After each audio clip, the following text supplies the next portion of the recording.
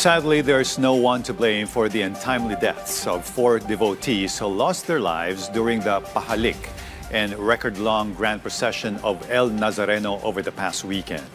The bereaved families of the 4 casualties are agreed this lamentable development is par for the course during each traslacion, as our Ryan Lisigas reports. There are reportedly no plans for the families of some devotees who died during the height of the Traslacion 2026 to file a complaint or case against Quiapo Church. According to NCRPO spokesperson Police Major Hazel Asilo, the families of those who died were aware of the possible risks every time the procession of the image of Jesus Nazareno is held. Based dun sa pag-imbestiga ng ating mga tauhan mula sa homicide, walang plano or wala pa silang naiisip na reason para kasuhan yung simbahan regarding dun sa nangyari sa kanilang pamilya. 4 people were reported to have lost their lives during the traslacion.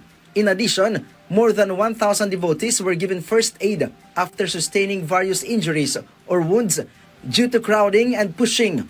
Meanwhile, the events during this year's Traslacion of Jesus Nazareno are considered a lesson learned for the Philippine National Police or PNP.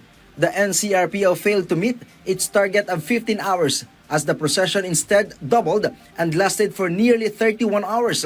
Asilo stressed that one of the main challenges for the police was the larger number of devotees who joined the procession. The new generation of devotees was also described as more aggressive.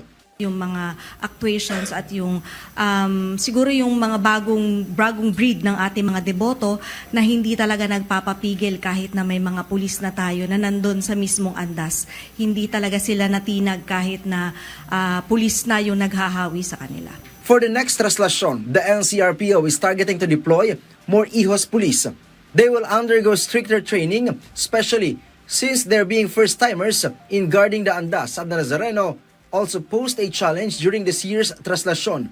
Around 700 IHOS police were deployed by the NCRPO to assist the andas, but they were overwhelmed by the devotees. Ryan Lisigas from the National TV Network for a new and better Philippines.